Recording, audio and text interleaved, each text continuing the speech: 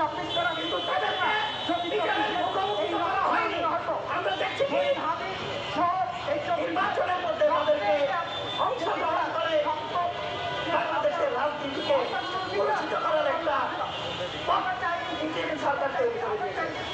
আমরা শরীফ উসমান হাদি সুযোগ পেয়েছি, দাবি আমাদেরকে রেখে দিয়েছিলেন, আমাকে যদি হত্যা করা হয় তাহলে শুধুমাত্র আপনারা আমার বিচারটা আপনারা সম্পূর্ণ করবেন। কিন্তু তাদের বিষয় হাদি হত্যার সাথে আমরা বুঝতে পারছি যে হাদি হত্যার সাথে কোনো একজন ব্যক্তি জড়িত নয়।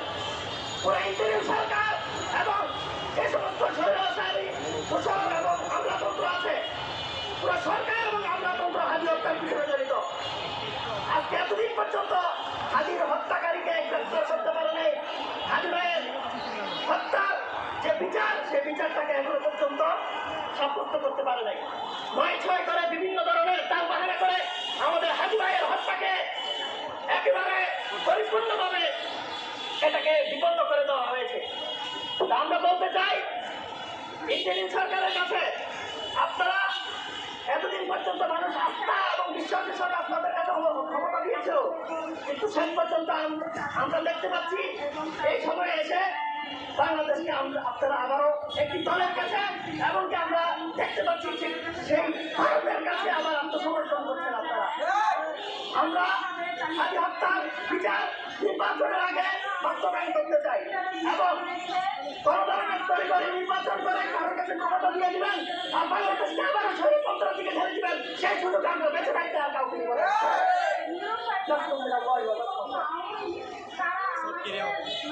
ধন্যবাদ মারুফুল্লাহ ভাইকে। এই মুহূর্তে আমাদের সঙ্গে বক্তৃতা নিয়ে আসছেন মোহাম্মদ নাইমুদ্দিন, কেন্দ্রীয় সদস্য জুলাই মঞ্চ। নাইমুদ্দিন ভাইকে বক্তৃতা দেওয়ার জন্য অনুরোধ জানাচ্ছি। বাংলাদেশ সুরক্ষা সমাবেশে আপনাদেরকে স্বাগতম। প্রিয় দেশবাসী, আর কত আপনাদের আর কোন দিন ঘুম ভাঙবে? এবার থেকে উঠবেন, আর কত উদাসীন থাকবে? এবার কাম কত উঠবেন? আজকে নিয়ে আত্মহত্যার দিন হয়েছে, কিন্তু এখনো আমরা সরকারের কাছ থেকে বিচার পাই নাই। যেটা পাইছি সেটা হচ্ছে খুনিকে ধরে দিতে পারলে 50 লক্ষ টাকা দেওয়া হবে। দেখেন কতটা অথর্ব ইন্টারিয়াম, কতটা অপদার্থ। আপনারা একবার ভেবে দেখেন, যখন ওসমান হাদিকে গুলিবিদ্ধ করা হয়েছে, তার ভাই ওমর হাদি ঢাকা মেডিকেলে ছিল ফোনতে গিয়ে আমার বাড়িতে এরা গুলি করেছে। 2 ঘন্টার মধ্যে আমার প্রশ্ন হচ্ছে তারা কিভাবে দেশের বাইরে যায়? বাংলাদেশে গোয়েন্দা সংস্থা এনএসআই, ডিজিএফআই, সিআইডি, টিভি এদের কাজ কি? আমাদের লক্ষ লক্ষ টাকা ট্যাক্সের টাকা দিয়ে তাদের বেতন দেওয়া, এদের কোনো দরকার নাই। প্রিয় ভাই, 2 দিন আগে আর শিরোনামে দেখলাম যে হাদি হত্যার জন্য যে হাদির পরিবারকে 1 কোটি টাকা দেওয়া হচ্ছে। দেখেন এই 1 কোটি টাকা কি মনে হচ্ছে? হাদি হত্যার বিচার না করে আপনারা যে হাদিকে 1 কোটি টাকা মূল্য দিবেন, যে হাদির মূল্য 1 কোটি টাকা।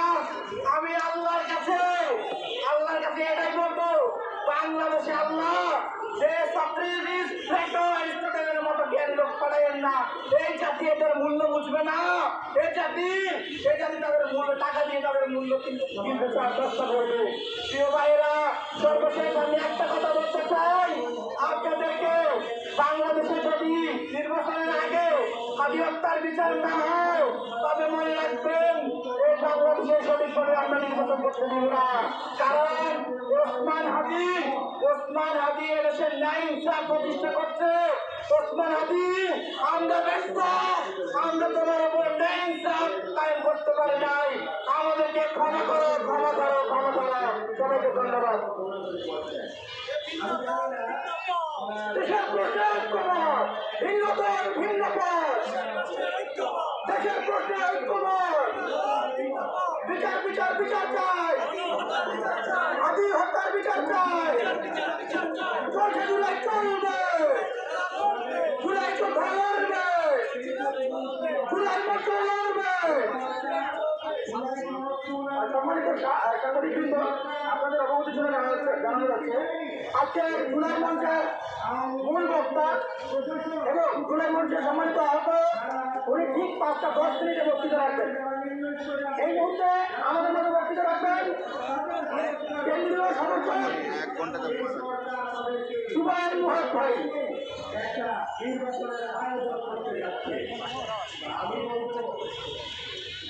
আসসালামু আলাইকুম ওয়া রাহমাতুল্লাহ। প্রিয় সাংবাদিক বন্ধুগণ, আমরা বলতে চাই যে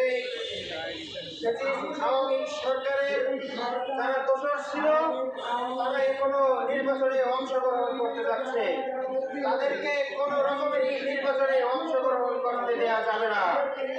প্রিয় বন্ধুগণ, আমরা আরো বলতে চাই যে জাতীয় পার্টি তারা এখনো নির্বাচনে অংশগ্রহণ করতে যাচ্ছে, তাদেরকে এই নির্বাচনে অংশগ্রহণ করতে দেওয়াই যাবে না। তারা আওয়ামী লীগের দোষর এবং ভারতের দালাল।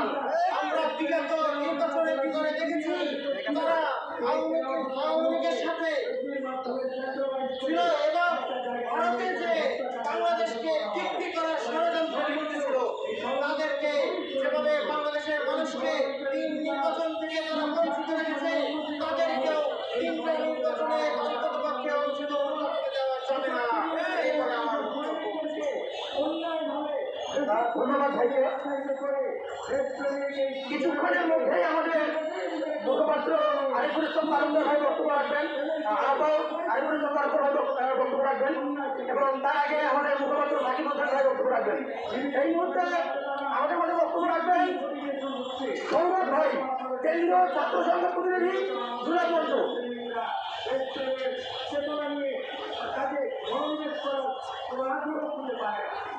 আমি আবার বলছি, মিডিয়া বিদ্রোহ সহ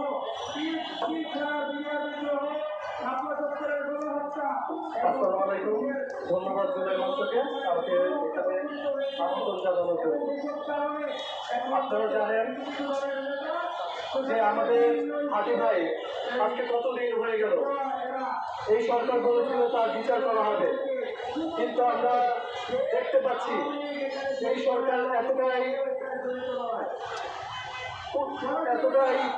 নেগলিজেন্স দেখাচ্ছে যে আমার মনে হচ্ছে না এই সরকার আসলে তাদের সময় অনুযায়ী বিচার করে যেতে পারবে। এছাড়াও আপনাদের কাছে একটা অনুরোধ, আজকে একটা কথা বলেছিল আমরা জীবন দিব কিন্তু জুলাইকে দেবো না, সেই তার অনুরোধটা রাখার জন্য আমরা বলতে চাচ্ছি সামনের নির্বাচনে আপনারা দেখেছেন একটি গণভোট হবে, সেই গণভোটে দয়া করে আপনারা হা ভোট দিবেন। কিন্তু একটা জিনিস আপনাদের বলতে চাচ্ছি, এই সরকার তাদের পোস্টারিং একটা কথা বলছে, যারা নাকি আগুন না দিলে তারা হচ্ছে জুলাইয়ের সাথে গাদ্দারি করবে। আমার কথা, জুলাইয়ের সাথে গাদ্দারি কারা করলো?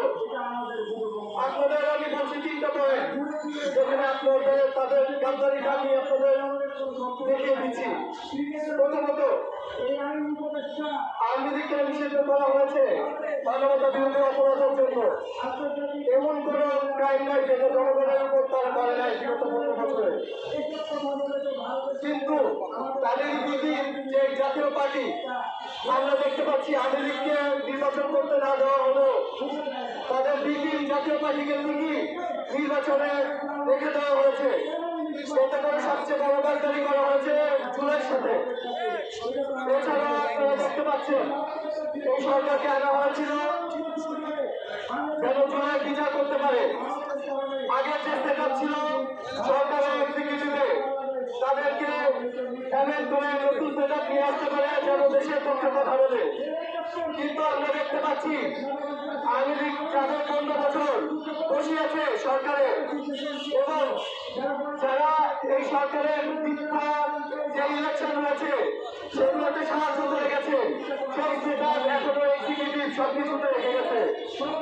এর কারণে আমরা দেখতে পাচ্ছি এই সরকারের আইন শৃঙ্খলা পরিস্থিতি কতটা অবনতি হয়েছে যে আমাদের হাজি ভাইয়ের মতো মানুষকে মরতে হয়েছে আমাদের চোখের সামনে। এটা ছিল আরেকটা গাদ্দারি।